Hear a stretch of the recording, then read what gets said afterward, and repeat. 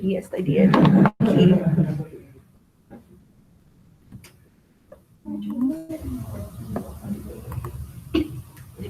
Okay.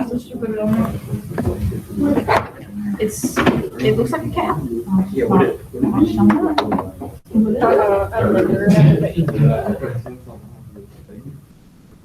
That's weird. It's on, but it's not.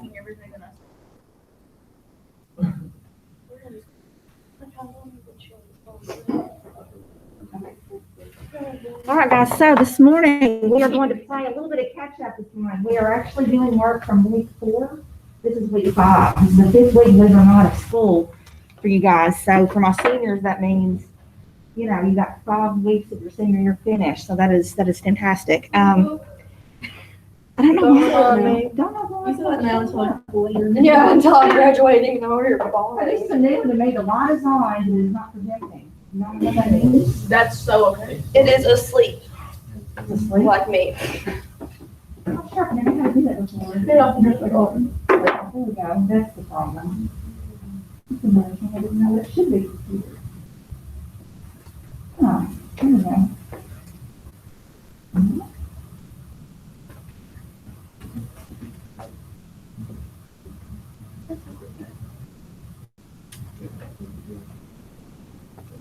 Should be that.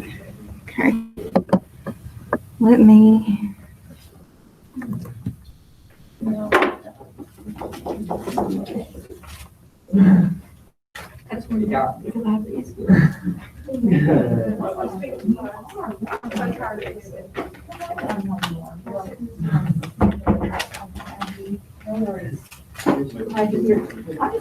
I never had this issue. I'm having issues with my phone. So I'm sure it's not as bad. I can watch me about to do the count. That's not video. I'm trying to video. She got my cookies.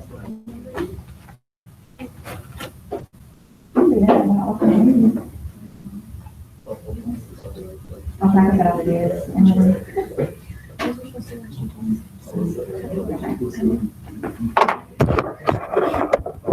The connection is not good.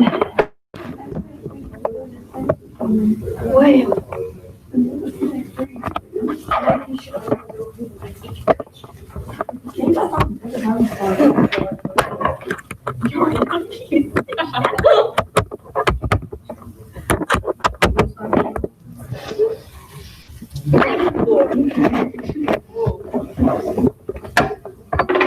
There we go.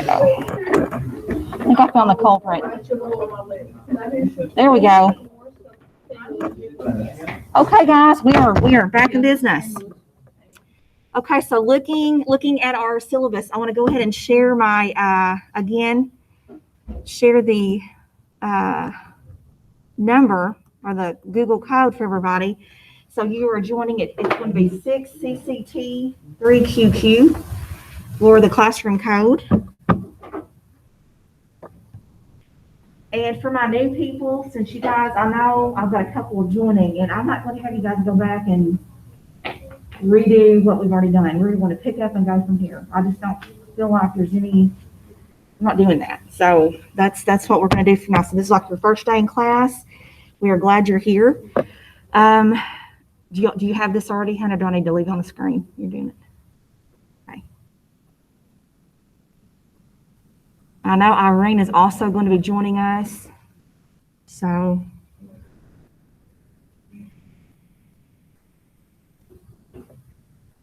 going to go ahead and make sure she has the code as well. I sent her the link, but I want to go ahead and make sure she has the code. I'll put it right back on there in just a second.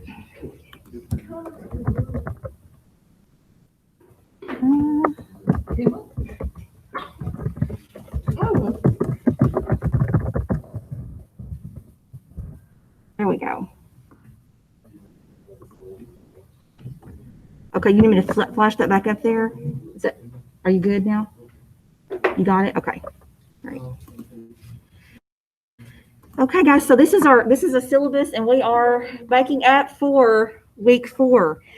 We had a little bit of a glitch. We had to clear out so the kids could see the documentaries. They still couldn't see everything on there, which was probably the best, but they were able to see something like what they were interested in. So that's where we left off last week. They gave an excellent presentation on documentaries they watched. They gave a summary, and they also talked about camera angles and different things that they've learned so far in film and literature class. So today, after we read these two articles, Hollywood, and we're going to look at the history of film. We're not going to read everything on that website because it's so extensive. I'm going to give an assignment, and it's going to be basically, you can choose any book, you can choose any short story, short poem, or I can say epic poem, can do an epic poem like the Odyssey, or a documentary, and you're going to write basically a script, but not a whole script, because that could take hundreds of pages. So typically we're looking at just one scene from the book or movie, or not movie, but book or short story or poem or documentary. So keep that in mind, be thinking, what can I choose? I have encouraged the kids who are in here, been here the whole time, to go ahead and try to think about the documentary, because there were some very interesting documentaries. Do they have to do that? No, but that would be certainly something new. But again, the frameworks, it says for you guys to write just a scene from one of those, a book or a short story. So we will do that. I've also printed off storyboard pages, and I know my kids at home don't have this, but I have incorporated the link where you can, if you are able to print these off, if you're not, you can just draw. Basically, it's just 6 boxes with lines underneath. And so you guys can do that, but you'll actually be drawing it out, your scene. And I know that if you're like I am, I don't draw very well at all. Mine will be stick people, but it would be getting actually the idea of what it would look like. So you got the way it looks visually, and you got your words as far as the script goes. So we'll talk more about that in a little bit. Okay, again, my new people, this is the syllabus that we go by, and it's actually linked. Most everything we do in here is linked, with the exception of, we're going to be reading Hamlet, and we're going to be reading Hamlet in the second 9 weeks. We'll be watching the movie Hamlet with Mel Gibson. We're also going to be reading Hidden Figures, and we will be watching the film for that as well, and we'll be expected to analyze that as we go. So that's pretty much, that's your second 9 weeks. It's going to be none of the little articles. It's going to be basically big works and movie, those 2 movies. So this class requires us to read a fictional piece, which will be Hamlet, a nonfiction piece, which will be Hidden Figures. All right, so I'm going to go ahead and start with this article, Hollywood. It's very short article. And again, I would love it if people wanted to help me read this, but if not, I can just read it. It's not that long. I'll go ahead and show you the length of it. It looks long, but it's not. It's compared to other articles we have in here. Okay. And again, if you're asked to read, you would just be reading a bit. You wouldn't have to read the whole part of it. Okay. So this is by history.com editors. And anybody volunteering? My name is Drew Williams. I'm a historian, and here's what you need to I thought know. that was one of our kids. I didn't know that I pushed In the play. days following World War II, the United States I'm and the embarrassed. Soviet Union became involved in an ideological struggle known as the Cold War. Americans were deeply concerned about the spread of communist ideas Watch this for just a in the second. United States. Just a minute and 40 In seconds. order to prevent this from happening, a body known as the House Un-American Activities Committee was formed. In addition to targeting labor unions, government officials, and the military, in 1947, the House Un-American Activities Committee turned its attention to Hollywood. More than 40 people associated with the movie industry received subpoenas to testify before the committee. While there was no direct evidence indicating any collusion between screenwriters or the Hollywood movie industry and communists, the House Un-American Activities Committee continued its practice of calling witnesses and forcing them to give testimony to identify persons whom they believed might be red or subversive. Believing the committee's work to be both a violation of their civil rights and civil liberties, 10 of this number refused to testify and were nicknamed the Hollywood 10. And in 1948, after short trials, were convicted and sentenced to a year in prison and $1,000 fine. The members of the Hollywood 10 were ultimately blacklisted in Hollywood. Despite the end of the blacklist in the 1960s, the damage to the career of many of these artists, intellectuals, and entertainers could not be undone. Beyond the glitz and glamour and political intrigue associated with the Hollywood 10 story is a tale about the importance of fighting censorship in America. Okay, so with that, you guys 11th graders were expected, or you guys did read what work by Arthur Miller with Miss Eggers, talking about McCarthyism. Y'all remember? It was a play. We read what? You read, didn't you all read the first one? Yeah. Okay, so McCarthyism, that's what he's talking about. Again, this happened, and really quickly, because that scared me. I don't recall pushing play on that, but sometimes I know that our phones, you have apps that you'll be on an app, not even on business, all of a sudden it's blaring advertisements when they come into your phone. Is that real or am I crazy? Really hate those, whatever they're called. I hate them because they about give me a heart attack in the night when I'm reading something before bed and it comes on. It scares me to death. Anyway, all right. Any volunteers on reading these articles or just reading pieces, like a paragraph here, a paragraph there? We're not going to be Charlie Brown's teacher and read the whole thing. All right. Hollywood is a neighborhood located in Los Angeles, California. It's also synonymous with the glamour, money, and power of the entertainment industry. As the show business capital of the world, Hollywood is home to many famous television and movie studios and record companies. Yet, despite its glitzy status, Hollywood has humble roots. It began as a small agriculture community and evolved into a diverse, thriving metropolis where stars are born and dreams come true for a lucky few. In 1953, a small adobe hut was all that existed where Hollywood stands today. But over the next 2 decades, the area became a thriving agriculture community called Cahuenga Valley. When politician and real estate developer Harvey Henry Wilcox and his second wife, Beta, moved to Los Angeles from Topeka, Kansas in 1983, he purchased 150 acres of land west of Hollywood and attempted to try his hand at ranching. His efforts didn't go well, however, so in 1887 he filed plans with the Los Angeles County Recorder's Office to subdivide the land. Soon Prospect Avenue and upscale homes sprung up. At the turn of the century, Hollywood had a post office, markets, a hotel, a livery, and even a streetcar. In 1902, banker and real estate mogul H.J. Whitley, also known as the father of Hollywood, stepped in. I had to take this off, or is it better pass out? So, okay. Whitley opened the Hollywood Hotel, now the site of the Dolby Theater, which hosts the annual Oscars ceremony, and developed Ocean View Tract, an upscale residential neighborhood. He also helped finance the building of a bank and was integral to bringing electricity to the area.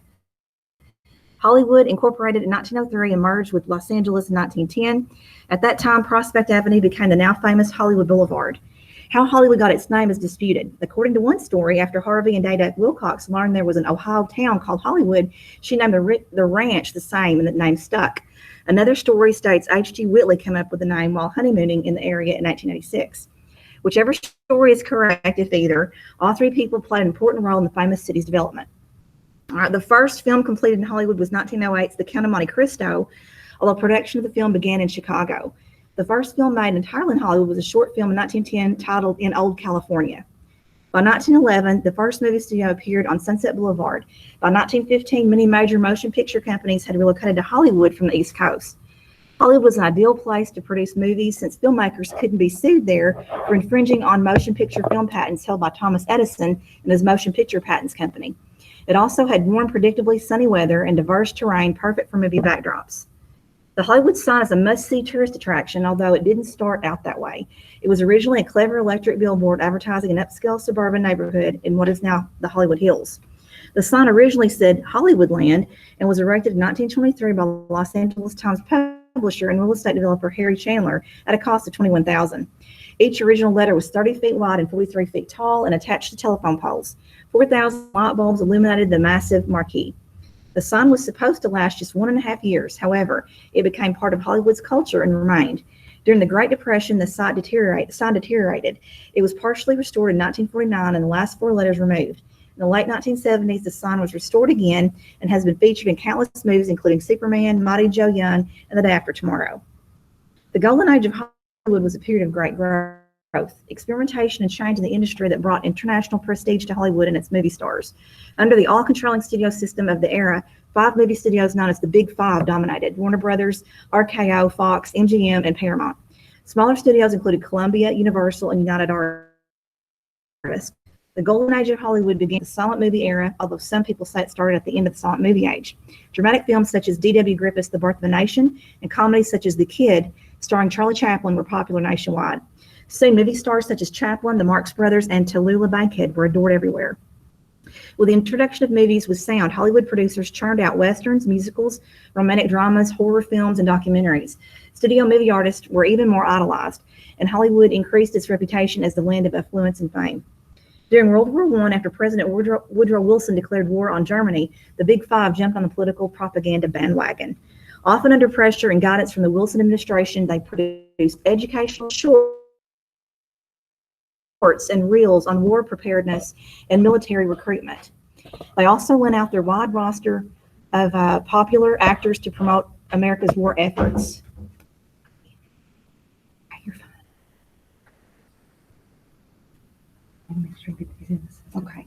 I need an email. Did you get an email from them telling you when you were scheduled? No, but I can ask her to email. Ask for the email. Okay. And if you don't mind getting one for both of you, and I'll get those. And it's gonna be the Steggers too. So just the only one you I've got right now is just this. Sure, So okay. that whenever we do a team, we gotta have something. Got it. I'll ask her to send, so one email with 3 copies, that be okay? That'll be fine. God, thank you so much. Sorry. She hasn't done hers yet, so. Got it. I'll just hold it. That's all. Thank you, Ms. Tina. You know what? We'll probably turn them all in together with the correct documentation. I'm so sorry you had to come down here. Thank you. Okay, guys, I had to take my mask off because I'm just, we're supposed to be 12 feet, you guys, but, okay, where was I? 1930s. You know, you sound really good. You want to take off on that? 1930s, at the height of Hollywood's golden age, the movie industry was one of the largest businesses in the United States. Even the definitely Great Depression and movies were usually escaped for many people who love trading and struggles for fictional, often dazzling role of playing for a couple of hours. Despite the tough economic times, it's estimated that 80 million Americans went to the movies each week due to the depression. The day film when Hollywood's history was made in the late 1930s. There's Snow White and Seven Dwarfs, Mr. Smith Goes to Washington, Gone with the Wind, Jezebel, Star Florence, Citizen Kane, Wizard of Oz, Stagecoach, and Wuthering Heights. Perfect. Thank you. As World War II dominated news headlines, people needed to laugh more than ever, and Hollywood was happy to oblige them. Movie studios created scripts for their funniest comedians such as Bud Abbott, Lou Costello, Bob Hope, and Jack Benny. Pre-movie cartoon reels left audiences guffawing and were often used to promote war propaganda in a lighthearted way. On a serious note, documentary newsreels brought the realities of war to life in ways audiences had never experienced yet couldn't resist. But things weren't business as usual in Hollywood. Movie studios had to prepare for civil defense and erected elaborate bomb shelters. Filming from the sea or near military installations was banned. Nighttime blackout rules prohibited filming at night. In 1942, the War Production Board initiated a maximum $5,000 budget for new film sets, forcing movie studios to cut corners, recycle props and equipment, and find creative and cheap ways to produce movies. Many established movie stars enlisted in the armed forces, including Clark Gable, Henry Fonda, Jimmy Stewart, and Mickey Rooney. Hollywood actresses such as Rita Hayworth, Betty Grable, and Lana Turner lent their sensual appeal to the war effort by becoming pinups for love-starved GIs. Most Hollywood movie stars used their fame to help sell millions of war bonds. In 1948, the Supreme Court ruled movie studios couldn't own movie theaters that showed only their films. This was the beginning of the end of the golden age of Hollywood. The ruling forced the Big Five to sell their movie theaters and become more selective about the films they produced. Movie studios were also bound by the Hays Code, a voluntary set of rules for censorship in movies. While not a major issue in the 50s, it tied their hands even as the audiences grew more liberal in the 1960s. As television popularity exploded in the 50s, movie attendance suffered. In the 60s, foreign movie studios proved they could easily snag some of Hollywood's glory with their James Bond franchise, movies such as Zulu and Lawrence of Arabia. Finally, with the advent of tabloid magazines, many Hollywood stars were called out for scandal and questionable behavior, eradicating their wholesome images and knocking them from their lofty pedestals. During the Cold War, paranoia grew in Hollywood and the rest of the United States over communism. And this was kind of the clip that just came on. In 1947, the House Un-American Activities Committee, a House of Representatives group who investigated potential communist ties, decided to investigate communism in films. At least 40 people in the movie industry were called to testify. 10 directors and screenwriters known as the Hollywood 10 chose to challenge the legality of the HUAC's actions. They claimed the investigation violated their civil rights. However, their efforts backfired when they were held in contempt of Congress, fined, and eventually jailed. One of the 10, Edward Dmytryk, later chose to cooperate with authorities and identified 20 of his peers with possible communist ties. After the fiasco, the Hollywood 10, not including Dmytryk and anyone else in the industry suspected of supporting communism, were blacklisted and denied work. Hundreds of actors, musicians, writers, producers, and directors made the ignominious list, including Lena Horne, Orson Welles, Charlie Chaplin, Lloyd Bridges, Burl Ives, and Anne Revere. On the surface, Hollywood reeks of glitz, but a dark side lurks underneath. As Oscar Levant famously quipped, strip away the phony tinsel of Hollywood and you'll find the real tinsel underneath. Each year, the appeal of fame attracts thousands of starry-eyed runaways and naive dream pursuers to Hollywood with little chance of making it big. Many spend what little money they have on acting classes, agents, and headshots. When the money runs out, these would-be stars often become desperate, even homeless. Some turn to drugs, prostitution, or the area's thriving porn industry. Ugh. Drug and alcohol use has always been rampant in Hollywood and is often blamed on the stress of fame and a nonstop flow of money. Hundreds of celebrities have experienced drug or alcohol-related deaths, including Marilyn Monroe, Judy Garland, William Holden, Truman Capote, Heath Ledger, and Whitney Houston. But Hollywood's biggest secret might be rampant sexual abuse. Although the casting couch has existed since the dawn of movies, it reached a scandalous climax in 2017 when the New York Times broke the story that movie studio mogul Harvey Weinstein had allegedly sexually abused actors and employees for decades. He was fired from his movie studio as dozens of victims came forward to accuse him. Weinstein's downfall empowered many more entertainment industry employees, both male and female, to come forward with their own sexual abuse stories, some of them decades old. The fallout is challenging Hollywood to face its culture of silence in the face of abuse and enact meaningful change. Some critics and movie fans regard the 60s and 70s as a second golden age of Hollywood, as the old studio system of the 1930s completely broke down and restrictions on sexual content, obscenity, and violence loosened. These changes gave groundbreaking directors like Martin Scorsese, Stanley Kubrick, Mike Nichols, Francis Ford Coppola, and others free rein over controversial content that definitely wasn't family-friendly. Noteworthy films that embraced the counterculture ethos of the 60s and 70s include Bonnie and Clyde, The Graduate, Easy Rider, 2001: A Space Odyssey, The Conversation, Mean Streets, The Godfather, and All the President's Men. By the mid-70s and 80s, computer-assisted special effects had evolved and helped launch massive blockbuster action movies such as Jaws and Star Wars and Indiana Jones franchises. Feel-good movies like Rocky and E.T. sent moviegoers flocking to theaters and made their movie stars larger than life. Movie ticket sales declined in the 90s, but Hollywood pressed on thanks to a surge in VCR rentals and later DVDs and Blu-ray. With the 2000s coming an increase in Disney movies, big-budget blockbusters, and crude comedies. I'm thinking of Dumb and Dumber for the crude comedy. Changing technology continues to move people to a more digital world, and Hollywood has more exposure than ever. Yet in an era of economic inequality, many Americans today are much less enthralled with Hollywood movie stars and their glamorous lifestyle. Social media, tabloids, a 24-hour news cycle, and online movie review websites can make or break movies, movie stars, and movie industry professionals overnight. As a result, Hollywood will no doubt remain on the cutting edge of technology and continue to evolve how they do business to stay relevant by engaging and entertaining audiences worldwide. Now, of all those things we read, which things were you already familiar? I'm just curious. The drugs and alcohol in Hollywood, no news there. All right, we had a feeling, we knew. Okay, good. What else? And that's been something that's not new. We can go back to, I'm sure it's always been around, as old as the devil, right? What else? Okay, Harvey, because that's pretty in the last 4 or 5 years. That's been in the news. That's mainstream. Good. So anything else you all weren't familiar with the Red Scare, the communist, the McCarthyism trials? Okay, you were familiar with that. Good. Just curious. Okay.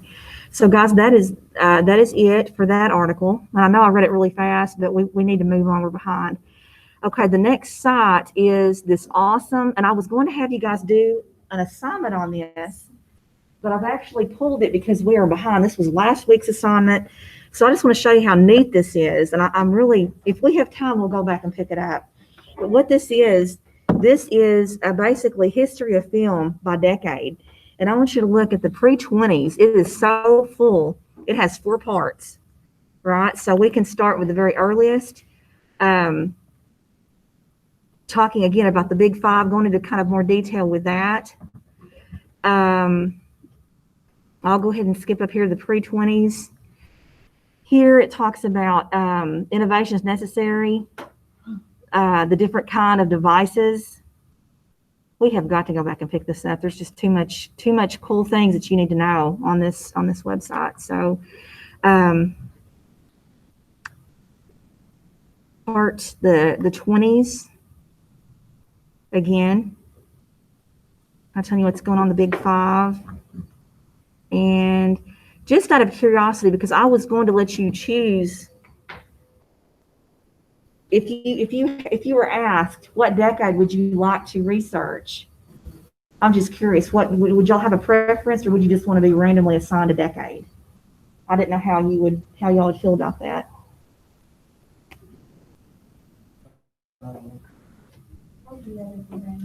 Randomly assigned? Okay, so that tells me you don't really have a preference. That's good. It's all important. So I just hate not to do this. I will go back, because what this will be like, and you've had similar things before, this would be very much like what you've been doing in here. You'll be looking over the material on the website and then report it back to the class. And that you would do so probably on Google Slides. You could make you'd have like a limit of, not a limit, but a minimum of 5 slides you would do. And you could, of course, go over that. But it's just really interesting. Okay, now I want to go ahead and move on to our assignment today. And again, this is something that is in our assessments. So it says you will select a chapter of a book or a short story. You will write a script and develop a storyboard. So this is what we're doing. And I know I haven't put the assignment yet on Classroom, but it's very much, let me go ahead and do that. I'm going to let you see what it looks like. Okay, so scripts and storyboards. Okay, it's under scripts and storyboards, and I don't think I have shared it yet. Is it? I need to click on it, just do post. All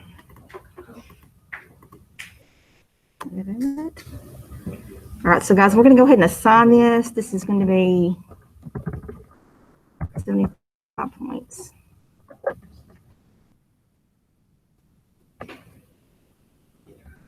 Okay, so this should be in your classroom now, and this is the assignment.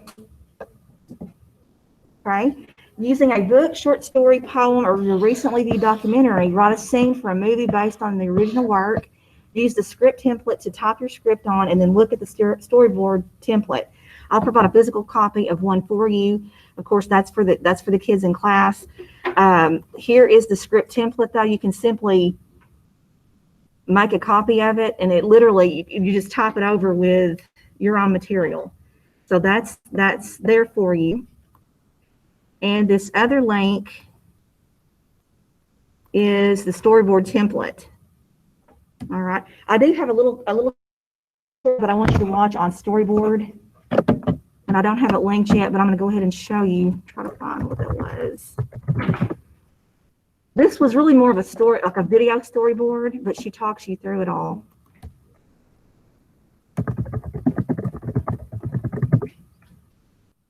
It's this one right here. Hi there. Making videos is complicated. I mean, this is the third video, and it still takes an effort and a half to create. Well, luckily, there is a low-tech tool that can help make videos easier. My name is Olga, and today I'm going to be talking about storyboards.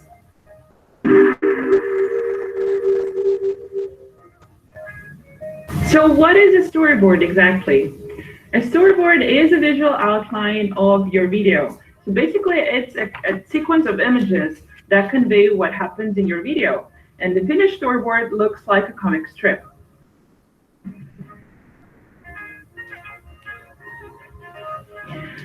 Normally, storyboards are hand-drawn, but if you're not very good at drawing, you can always find software that can help you out. You know what they say, there is an app for that.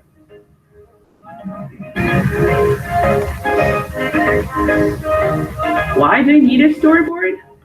It might seem that creating a storyboard before you create the video makes the whole process even more difficult, but I'd recommend that you still go with the storyboard first, as it helps simplify the process actually, and helps get everyone who is involved in the process on the same page.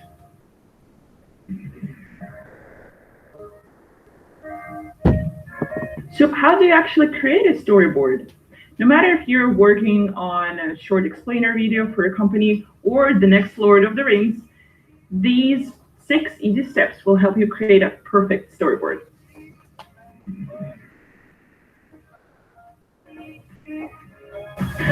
So step number 1, define what you want your video to accomplish. For instance, with this video, we wanted to make a change on our channel. So we got a new background that's brighter. I'm wearing a yellow shirt that's bright too. And we even got our storyboard all written down and drawn in this little book that comes from our friends at 23. Oh, and the pencil, of course.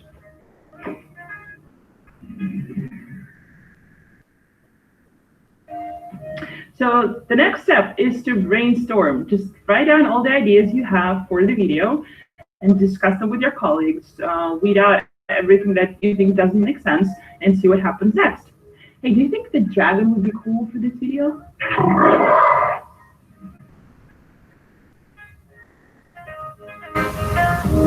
So once you've come up with a pretty good idea for your video, the next step is to start sketching a timeline where you would identify the beginning, the middle, and the end of your story, as well as any important transitions.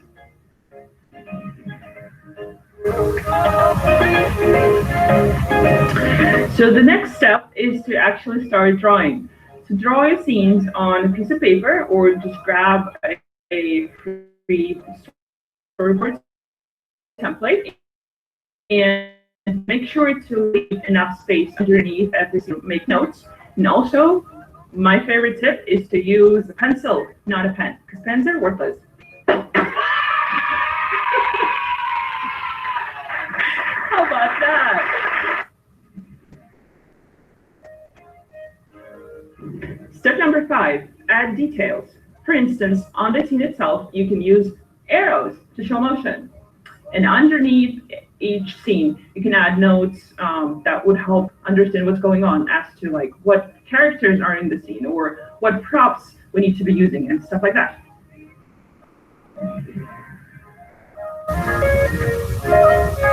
And so the last step is to proofread and get feedback. Hey, can you take a look?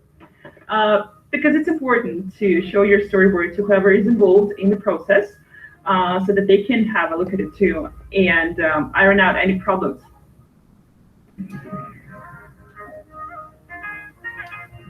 So in this video, we discussed what a storyboard is and how you can create and polish one for your videos.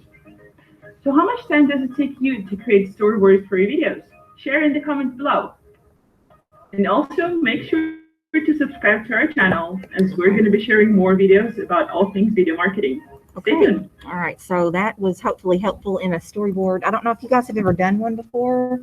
You might have done one in English class or you were in Drum Island East. Okay, so you guys know. I wasn't sure what background you had. I guess I could have asked before, but again, the main thing I think is your script first. So you're going to need to go and you're going to need to go ahead and let's just another template for that. Get on your script template, and it will look like this. And again, you're not writing the whole play. You're not writing the whole movie. You're just doing a scene, because otherwise this could take. We could make the rest of the semester. Right, work on your book, work on your movie. But so again, script first. Again, you're just taking it from a book. That's probably the hardest thing, deciding what book, what short story, what poem it could be. You could do something on Edgar Allan Poe. He's got some short stories, or the documentary. And you're just taking a scene and you're going to write it out, what it would look like. And so here at the top of this, you're going to have to give a title. That's the first thing. And you don't have to do it first. I said it's the first thing. It's the first thing listed. But sometimes you can go back and slap the title on after you went through the process and thought about it. By your name, and then you type out the characters here, setting, the time, and then of course, what's great about this template is it will automatically force your margins and everything to be perfect. Otherwise, it's a little bit of a pain to go through and try to make them yourself. So I recommend using the template I gave you all. Questions? I know this is just kind of a lot, but it's you knew it was coming. I knew people didn't know it was coming, but and I want to offer it up because I know that you guys are new. But again, if you already know like what you could do, that's great. Or if you want to watch a documentary, that they all watched one last week. They're about 40 to 55 minutes. And how many of you guys are going to actually use your documentary? Or you might not even know yet. Not sure. You're just having to think about it. But anyway, they had some amazing stories. And the thing is, they're all true. I mean, and they could, if they wanted to, take that and like, okay, I'm going to make a movie from this documentary. But again, it might be easier or it might be better for you to do a book or a short story or poem. All right, so questions. I know that you guys probably have questions. Yes, you're getting class time. You're getting now, the rest of the period to work on it. While you're doing this, working, I'm going to help you get you going. I'm going to go ahead and start making assignments on that little decades assignment because I know people work at different speeds, and I don't want anybody just sitting here going, I'm done with that. I'm just sitting here. And because that is important. I just don't want to let that go, looking at the decades. And I will make it clear on the assignment what I want you to do. You'll basically be looking at your decade on that website, and you're coming up making a little Google slide presentation so you can teach the class, share the class what you learned about your decade. Does that make sense? And I'll have it written out. That way you can keep working on this. And it might be that I'm looking, this is probably, we don't have Friday. Friday's homecoming festivities, so Wednesday will be our last class day this week. So I will be, greeting you guys and helping you work on this. But this is what we'll do. I doubt we'll get to those other articles that are in week 5 this week. We will catch up. I'm not going to worry, I'm not going to stress about it right now, but we are definitely a week behind. So, questions? Yes, Bo. When we go to trial, When we go to trial, we go to trial at 9:30. So you guys have 50 minutes to work. I need to make sure this assignment, you understand what I want you to do. It makes sense. You don't know what to do. You have to think about it. Oh, that's the hardest thing. That is the hardest thing I know. Because once you decide on that, well, it's still a lot of work, but it's just better. How are my virtual kids doing? Virtual, how are you guys doing? Y'all okay? You have any questions? I have a question. Yes, ma'am. So are we like recreating it or we're making our own from the book or the shorts? You are making your own. You're using it like, well, I see what you're saying. Are you putting a spin on it? Looking, and I'm just going to go right back to the description of the assignment to help us. And I stopped presenting, so let me go back and pick that up again. Yes, Journey, do you need me? No. Go ahead. Let me share again. Yeah. Yes, and just do your phone thing. Okay, so again, select a chapter of a book or a short story. You will write a script and develop a storyboard. So guys, again, this is kind of like, how you see those movies that it'll say like adapted from a book or based on a book. Mm-hmm. So you're going to have a little bit of creative freedom here. Does that make sense? Guys, are you hearing me? You don't have to, obviously you can take it and make it word for word from the book. You're taking those characters. For example, if you want to do something from The Great Gatsby, those characters, you could write a scene that wasn't in the movie that would be logical though. Like what would Daisy more likely do? What, knowing her character, what would Gatsby do? Does that make sense at all? Am I making, is it? We've never read that book. You've never read The Gatsby? Okay, no. Yeah, because they got. I know, I hate it. AP. Gosh, I hate it. Okay, what's the last thing you guys read? Like big work together in English? No, that, Crucible? No. hold on. To Kill a Mockingbird. Perfect. Okay, great. That was not the last book you've read, I know, but that's something that you're thinking of. So you could take that's made into a movie of Mice and Men. Okay, also yes, and that's already made a movie out of that. But guys, you could take the characters, right? Lenny and what's his name? George. And you could write a new scene, or you could from the book take the scene and write it as a movie. But if you've seen the movie, I don't want you kind of, piggybacking off that. It needs to be does that make sense? Have I answered your question? I feel like I feel like it's been. Yes. Okay. So you've got some freedom there. You don't have to, you can, do some creative things with it just so it's not like you wouldn't want to do something and make it like a space movie if it's not a space book. You don't, I don't want something ridiculous. It needs to be, what is the word that, remember we learned the terminology, it makes sense to that movie. Yes. It's like verisimilitude. You want to keep verisimilitude. You don't want to completely just, I'm going to make Daisy go to the moon. I mean, that wouldn't happen. So keep that. Other than that, you've got freedom. Does that make sense? Okay, guys, questions? I'm leaving my audio open. You guys, if you don't mind, just for, I guess, propriety, you don't have to keep your camera live, but just stay on in case, that way, if you need me or if I need you, does that make sense at all? Like, you can turn your camera off while you're working, but just be kind of, be around, still be shown. Like Madison just did hers. She's still there. She just turned her camera off. And if you need me, like you guys are doing, I'm here. I'm leaving my camera and audio on. If y'all have a question, let me know. Miss Riggs, Yes, can I go to the bathroom? absolutely. Yes, please. Okay, so guys, I'm gonna go ahead and hand out these. These are your storyboard. If you need more than one, let me just put one in my mask. It feels so good. My face itches.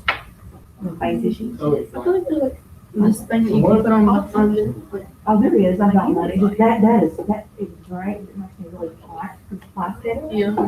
Yeah, it's great. I just need it all the time. But it's really hot. Yes.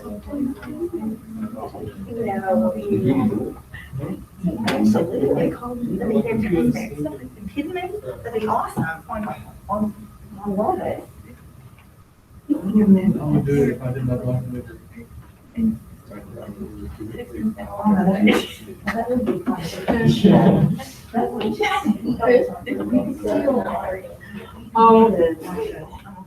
For a minute, I went, for a minute, I took out and I went, oh. I told you. All the time. I know, like, she Does that have all? And if it's too difficult, you don't have to do that. No, he was with it, he was joking. I'm never with the story. She was a cool thing. Like the Jungle Book. What's the strength of Jungle Book? It was Joshua Biden. I know. And he was Uh, like, she might be, I should have just told you. Tell me. And I was like, oh, he's mad this morning, he was like, do you think you can come over after school? I was like, our last one, he's like, my brother was Is it Liz Knight? What's his name?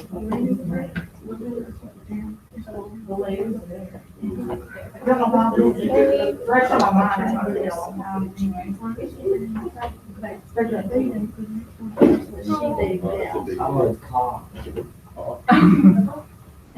Guys, I've got more storyboard sheets. I'm not being stingy with them. Whoa. They did. This looked good or something. Okay, guys, listen, I've got pencils over there. I knew it really talk about pen and pencils, but again, the storyboard is something I would have to write it out first, but you may work differently. You may be more of a, on the visuals first. So you do whatever order you wish, okay? Please ask me questions if you need it. I'm just working on this other assignment. I am worried that Irene did not get her information, and there's plenty. I'm going to keep it, I'm going to put it right up here. And Johnny, look what I found, this huge pack of Tom's writing. It was right in my.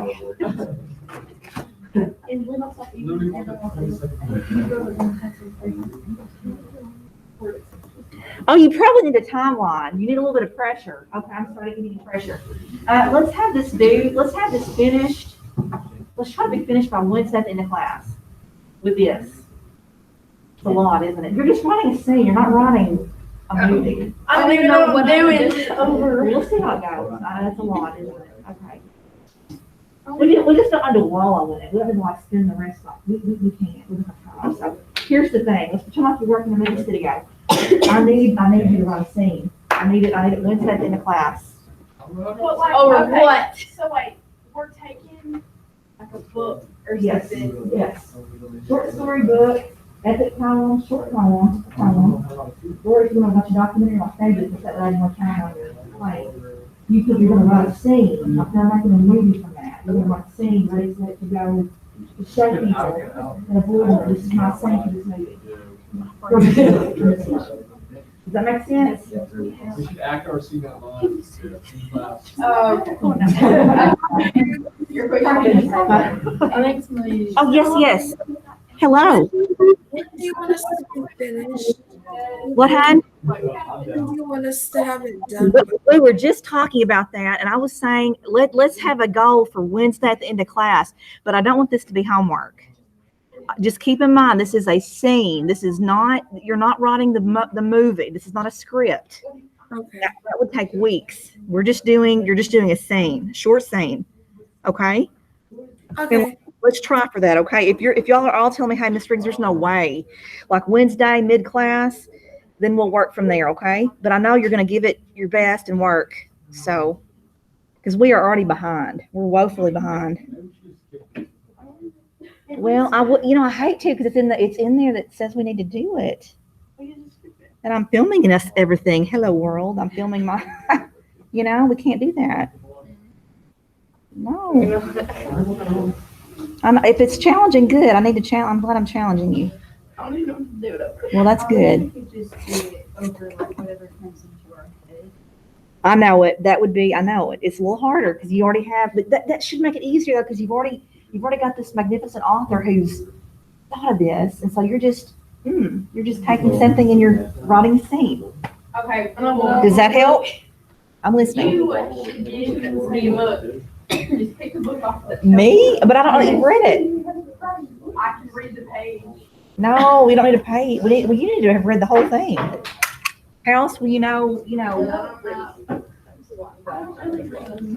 Guys, it can be a popular fiction book. It doesn't have to be a classic. I know I've been talking about classics. It can be a popular fiction book. Documentary. Well, I didn't say you couldn't do that. I sure didn't. There's no shame in Dr. Seuss. Dr. Seuss can be read on several levels. We got the pre-K level, we got the PhD level. The what? I believe I'm going to go ahead and stop recording. So, guys, I'm going to stop recording, but I'm going to keep my audio on and my